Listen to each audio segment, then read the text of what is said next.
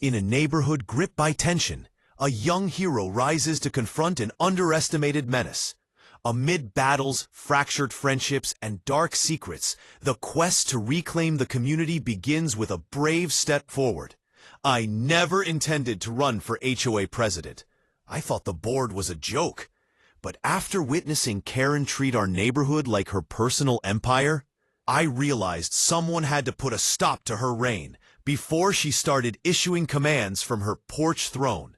The last straw came when she introduced her so-called HOA Security Task Force, a group of wannabe cops donning tactical vests who strutted around as if they were patrolling a war zone instead of a peaceful cul-de-sac.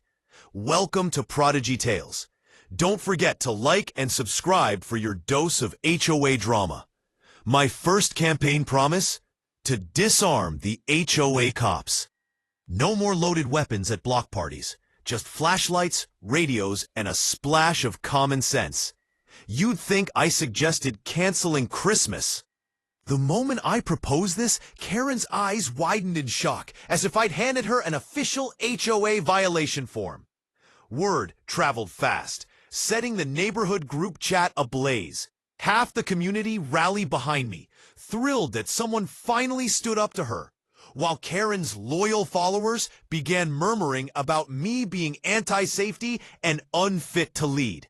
Not one to back down, Karen launched into a full-blown smear campaign, calling emergency meetings to protect community integrity, whatever that meant.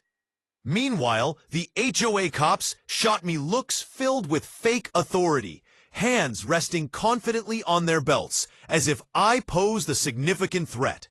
Despite their intimidation, I walked my dog daily, waved to neighbors, and posted flyers. Residents began smiling and saying, "It's about time someone took a stand against her."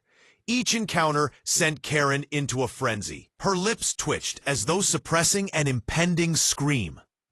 But deep down, I knew this wasn't over. Karen was not one for gracious defeat. The HOA officers certainly weren't thrilled about me suggesting they weren't real cops, and I felt the tension rising. Before we dive deeper, let us know in the comments where you're tuning in from. Karen was not going to go down quietly.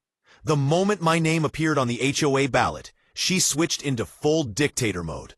Her smile vanished, replaced by a glare that could curdle milk, as she combed through old HOA records, searching for anything to disqualify me. Noise complaints, late fees, even grass height violations. She tried it all, as if Google searching every part of my life. The problem for her? A growing number of residents were fed up with her tyranny, her spying, her threats, and her relentless fines over trivial matters, like mailbox colors. My campaign was not about empty promises, but about payback. I promised folks I'd end the power trips, disband the fake cops, and restore some sanity into their lives, which catapulted me into neighborhood hero status. Karen erupted, calling emergency meetings to warn about the danger I posed. He'll ruin everything we built. But what she meant was her control over our community. The HOA cops, sitting behind her like bodyguards with arms folded, glared at anyone who showed support for me. I received warning notes too. Anonymous threats urging me to back off or risk making enemies. One even contained a cartoon bullet, a grim reminder of what I was up against. My wife, who was 7 months pregnant at the time, advised me to let it slide, but I couldn't. This was about all the neighbors Karen had bullied. Then, during the next community meeting, something unexpected happened. When I spoke, people cheered. Karen's jaw dropped. Her power began to falter as the votes shifted. Her threats no longer intimidated anyone, which frightened her more than anything else. After that meeting, her gleeful stares turned bitter. Her HOA cops ceased pretending to be cordial. Their cars slowed, scrutinizing my house as they drove past, and I sensed an ominous cloud looming over our neighborhood. Deep down, I knew Karen wasn't finished. Then, one night, at precisely 2:07 a.m., everything changed. A loud bang shattered the stillness. followed by a second sharp crack that vibrated the windows. Jumping from bed, I initially mistook it for fireworks, until I saw the drywall splinter beside me. My wife screamed. In that moment, as bullets flew through our living room windows, I realized someone was firing at our home. I instinctively dragged my wife to the floor. She was scared, shaking, her hands clutching her belly tightly. With bullets ripping through, creating chaos all around, I called 911 while crawling toward the back door. The dispatcher's voice was unnervingly calm, but I didn't have time to wait. I smashed a window with a chair, ushered my wife outside, and dragged her to safety behind the shed. We crouched there, listening as the gunfire gradually subsided, only to hear sirens wailing in the distance. The HOA cops fled the scene before the real officers arrived, tires screeching into the night. When the police responded, the aftermath appeared apocalyptic, a war zone at our home. Bullet holes marked the siding, shell casings littered the grass, and blood stained my wife's hands. An officer whispered, "Who on earth would do this?" Without answering, I realized Karen had finally crossed a grave line. She craved power, and now she would face the consequences. From that moment on, I wasn't just a candidate for HOA president. I was declaring war. By dawn, the incident had spiraled into a major criminal investigation. Evidence, including shell casings, surveillance footage, and eyewitness testimonies, linked the shooting back to Karen's so-called security team. The authorities tracked the shooters swiftly, one found in a motel, another hiding in his mother's garage, and a third attempting to destroy evidence by burning a truck. They had nowhere to hide. The arrests were quick and public.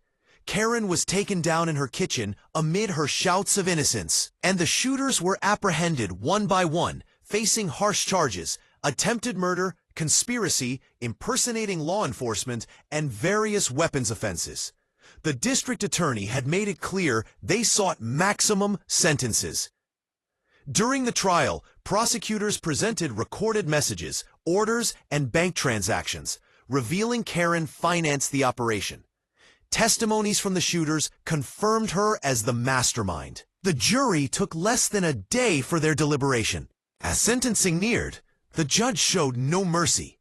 Karen received a 35-year sentence with no chance of parole, while the shooters faced sentences of 30, 25, and 15 years, depending on their cooperation. The courtroom echoed with silence as Karen cried, led away in handcuffs. Her reign of terror had ended. Following her downfall, the HOA board promptly dissolved the task force. They called for an emergency election. This time, there was no competition. I was sworn in as president with unanimous support. I swiftly enacted sweeping reforms, banning all weapons, enforcing transparency, and ensuring no one in our community would ever misuse power again. After time passed, my wife healed in time for our healthy baby's arrival, and peace returned to our neighborhood. The bullet holes in our wall might be patched up now. However, the memories remain, a testament to the lengths people will go for control, but also a reminder that justice prevails in the end. Stay tuned for more HOA showdowns like this. Do you think Karen received her just desserts? Comment below.